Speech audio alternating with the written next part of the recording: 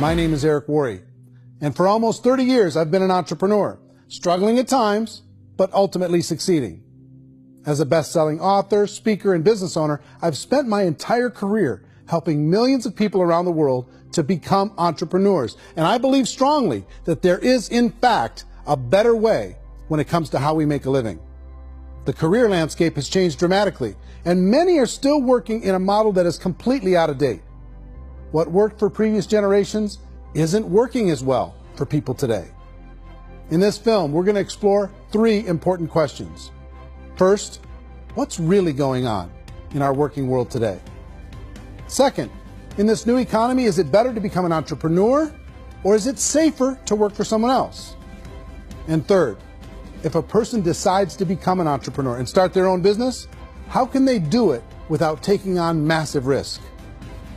To help in this journey, I've brought together some of the greatest experts and thought leaders in the field of entrepreneurship to share the real facts with you.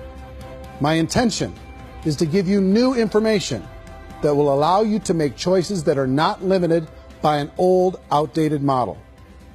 Let's start by understanding what's going on in our working world today.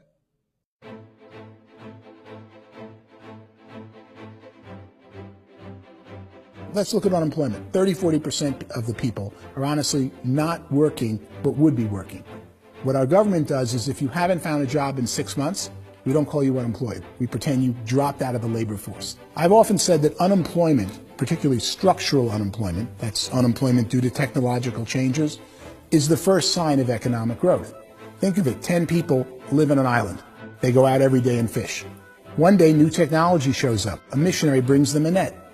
Now, using the net, one pilots the boat, one throws the net. 2 fishermen can do all the work 10 used to. That's a 500% increase in productivity, 2 doing the work of 10, in one day. You don't have to learn a lot to learn how to throw a net instead of throw a fishing line. The island's got a big problem, 80% unemployment. But the island still has all the wealth of the fish because the 2 people produce as much fish as 10 did. Now, of course, looking back in history, these changes used to take thousands of years.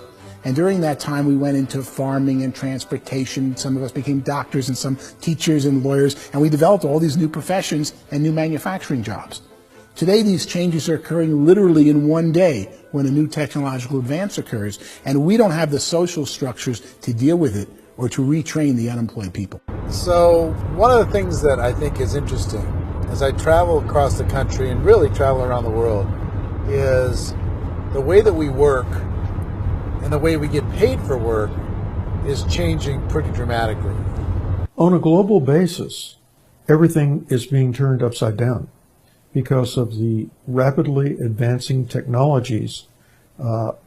They are eliminating many jobs, and we have been left with many people not prepared for the jobs that exist. A lot of demand in public companies was to squeeze out all the fat and to get just as much margin as we possibly could, and fat equals humans. So this idea of job security in information age is so obsolete, but it's still taught inside our school system, and that's where the problem starts. There's no financial education in the school system, and people are still trained to be employees to work for that paycheck. This is a chart on the middle class.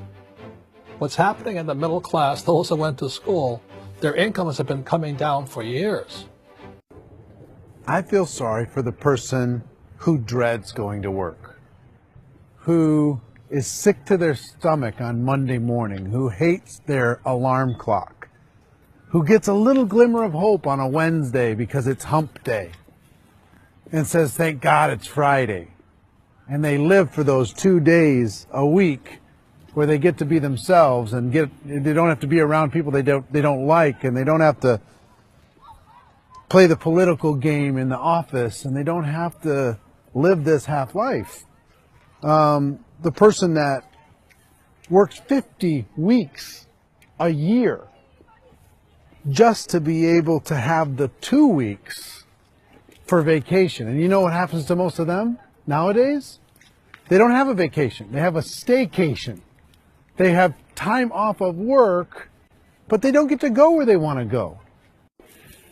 I feel sorry for that group of people because there's a better way. They just don't know it. The basis for their life is worry. I'm worried you know, maybe I'll get fired. I'm worried maybe my company will go out of business. I'm worried I can't keep spinning the plates on paying the bills. I'm worried about how do I send my kids to college. I'm worried, what if the transmission of my car breaks? That's, you know, 2 or 3, I can't fix it.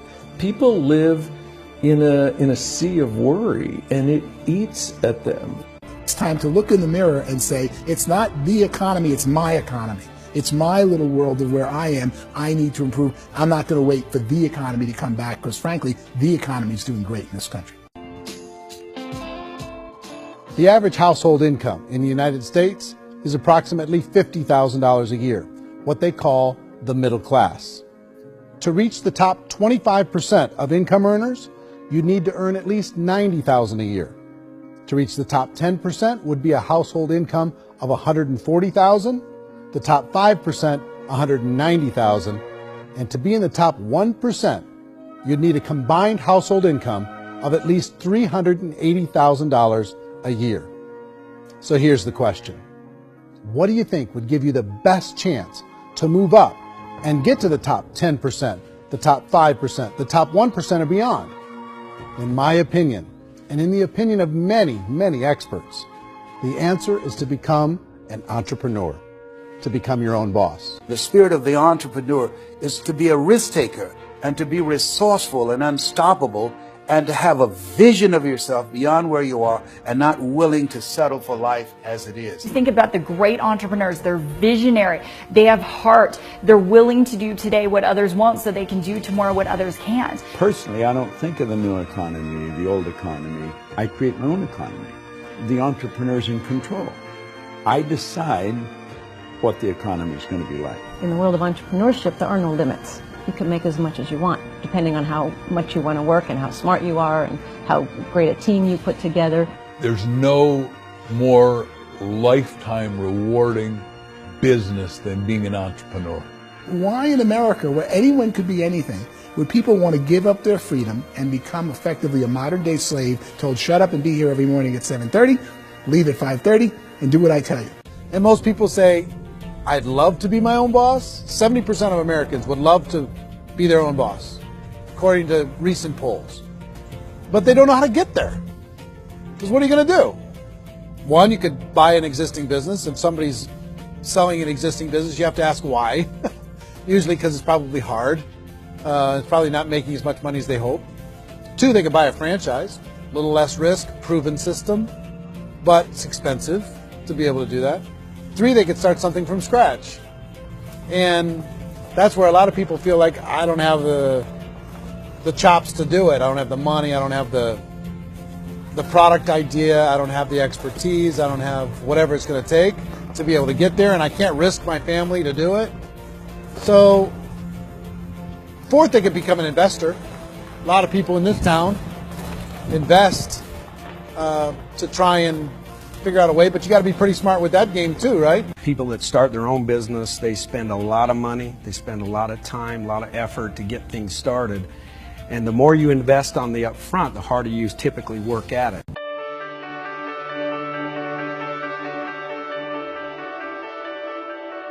In our search for a better way to make a living, we've come to the conclusion that becoming an entrepreneur is actually safer than being an employee. And through our look at the entrepreneurial options, one particular path kept coming up from expert after expert. And I think most people will find it surprising because it's certainly a non-traditional business model. That model is for people to start their own business and become an entrepreneur through the creation of a network marketing business. Some people call it direct selling because the product is being sold directly from the manufacturer to the end consumer, cutting out the middlemen. Other people call it multi-level marketing, or MLM, because there are multiple levels of commissions paid. The most common term today is network marketing, because network marketing best describes using a large group of independent distributors, independent entrepreneurs, to move a product or service more efficiently. So my friend here, Donald Trump, and I, we always write about the network marketing industry. And the reason we support the network marketing industry is because it really is a business school for entrepreneurs. Because most people come out of school looking for a paycheck. Oh, that's terrible. I went to network marketing like that. I think if it didn't exist, we should invent it. It is that good. I think direct selling is a great way to do business today. It's very easy to get into that industry, and you can be self-employed, be, in effect, an entrepreneur.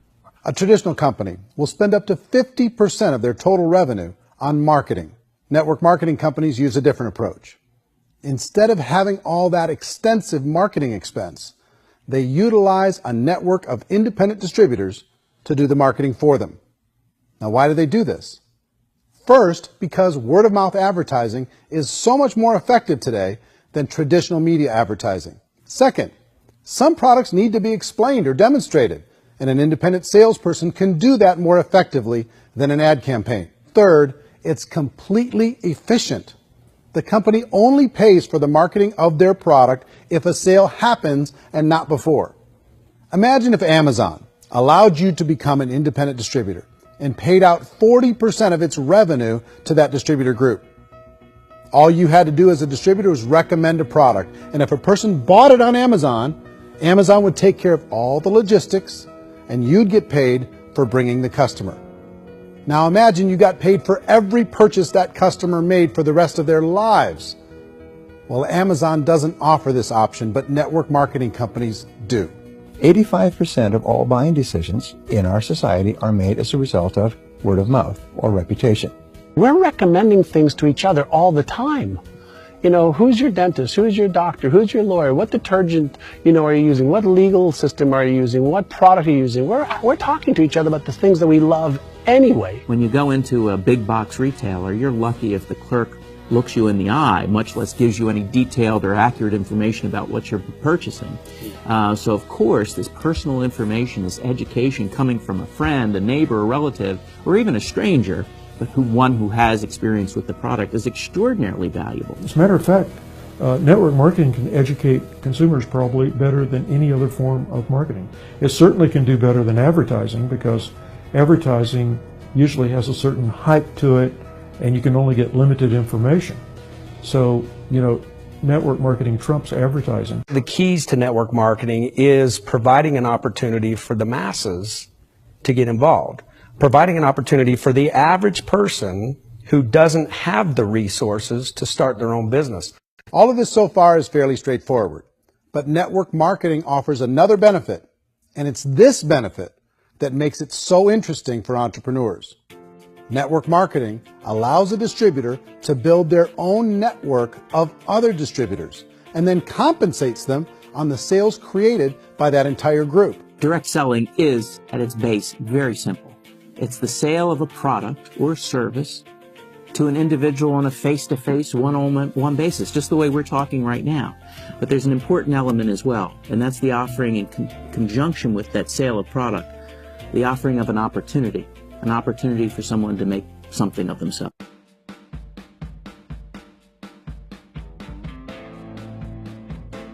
According to the Direct Selling Association, if you add up all the network marketing companies around the world, they combine to do over $178 billion a year in retail sales. To give you an idea of how big that really is, the NFL, the National Football League, does approximately $9 billion a year. The music industry does a little more than $16 billion a year, and the movie industry does about $80 billion a year. Using a conservative average, network marketing companies pay their distributors about 40% of that $178 billion in the form of commissions, which adds up to more than $71 billion a year. That's almost $6 billion a month. It's almost $200 million in commissions every single day. So it's certainly working, and people are making serious money in network marketing. With the growth of the direct selling industry over the last 10, 15, 20 years, we've seen a broader understanding of the channel. We have seen more and more people getting involved in the business, so our penetration in the marketplace has increased, and thus the understanding in the marketplace of who we are has increased. And we've seen non-direct selling companies look at the direct selling model and say, something's going on there. People are making money, companies are being profitable, individuals are being motivated, product is being delivered to market. Maybe we should explore this. Some people think only the people at the top make money. Well, let's take a look at that as well. In the network marketing profession, there are roughly 500 people in the world who earn over $1 million a year. If you round that number up to $2 million a year, that adds up to about $1 billion a year. That takes the $71 billion paid out each year down to $70 billion. So where does the rest of the money go? The vast majority goes to part-time people making anywhere from a few $100s a month to many thousands of dollars a month. It goes to people who choose to make it a full-time career move and earning even more than that. Every day, people are using the money they earn through network marketing to pay off debt, have more fun, and improve the quality of their lives. Everyone I know in network marketing has been doing that since the 50s. They go to work when they want to go to work. They stop working when they want to take time with their children to have a leisurely breakfast and discuss issues and drive them to school. They go back to work when they get home, wherever they're working out of. The biggest thing that I've seen is people that have become much happier in their life. MLM has probably made more millionaires of more people in more countries, and I've spoken to them in 67 countries, than any other single form of business, starting from nothing. If they have a choice between working a job for the next 10 years or working a network marketing business for the next 10 years, the result of working the network marketing business will be better. How many people are involved? Approximately 16 million Americans and 96 million people around the world are currently participating in network marketing. And in a recent poll, 82% of those people report a good, very good, or excellent experience with network marketing. So people are happy.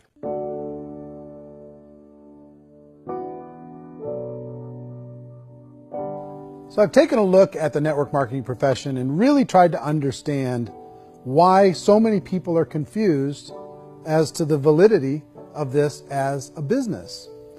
One is this pyramid shape. People get really messed up with this pyramid. Oh, it's one of those pyramid things. So I just think there are a lot of haters out there who really don't understand the industry and say, oh, it's a get-rich-quick scheme. It's a pyramid. Well, corporate America is a pyramid scheme. You know what I mean? It goes like this. You have thousands of MBAs, let's say working for Ford or General Motors or Coca-Cola. If all these MBAs are all trying to get to here, that's a pyramid. Only one guy's going to make it. Every 10 years, one's going to make it. Whereas you look at network marketing, it's like this. So you're here, and your job is to develop other CEOs coming up behind you. So it's an inverse pyramid. It doesn't matter what shape the company is or the compensation plan is shaped, whether it's a circle or a pyramid or a triangle or a trapezoid, it doesn't matter. If compensation is coming primarily from recruitment, then you've got a problem. On the other hand, if an operation is basing their compensation to participants on the basis of sales, even when those sales are generated by people you've recruited, well, then you're a perfectly legitimate enterprise. That's the legal test. It's the practical test. People start talking about 99% of people in network marketing don't make any money. Well, we've talked about that over the course of this journey together. Almost $200 million a day is being paid out to network marketing distributors around the world. The naysayers, the people who say that it doesn't work, are usually the ones who just don't know how to make it work for themselves. And so they're giving you an opinion, and I tell people, don't confuse people's opinions with expertise, because opinions are free. And don't confuse sincerity with the truth, because people could be sincerely wrong. But here's the reality inside of network marketing. The vast majority of people that get involved in network marketing just become customers, and they get involved to be able to purchase product at a lower price. If you take Costco as an example, if a person goes into Costco and gets a membership to Costco so they can get a lower price on the product, we don't call that person a loser because they have a bunch of product that they walked out with a smile on their face.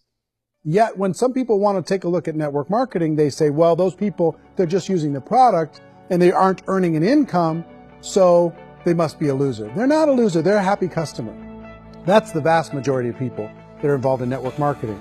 Now, a smaller percentage of those people decide to go build a business.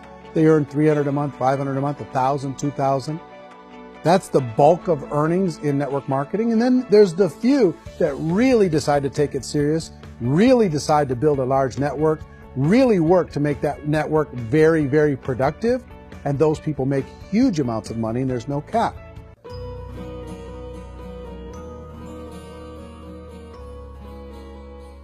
It's light years better for people starting today than it was even 5 years ago. I think it's more widely accepted now, and people understand it is a business. It is being an entrepreneur. It is being a business owner. Our belief system is based upon our evaluation of something, and frequently if we reevaluate a situation, our belief about that situation will change. The industry has changed and it's grown up. It's totally transformed. You've got young people today that have grown up with social media, and they understand networks. They understand how people are connected through technology, and they understand how money flows through those networks. So when they see network marketing, they don't see it the way their parents saw it. It's like when they design a computer program, they design the program, then they run it, and then they go back through and they debug it. The MLM industry has been debugged. This is the day of being virtual, being able to run a business from your mobile phone. I mean, it's incredible. Companies are getting smarter. They're implementing more consumer protections.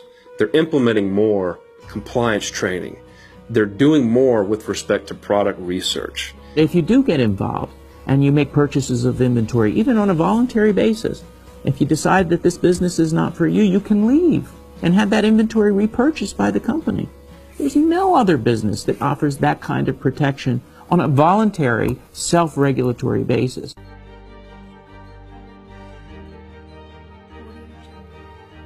Life's too short to spend it living someone else's dream instead of your own. It's too short to spend it living at a fraction of your potential. Can being an entrepreneur be a challenge at times? Sure. But here's what you get in exchange. It can be yours. Something that you built, something that you created, something that you made happen. This balloon represents your dream. It represents entrepreneurship. My wish for all of you is that you would reach out and grab it. The choice is up to you.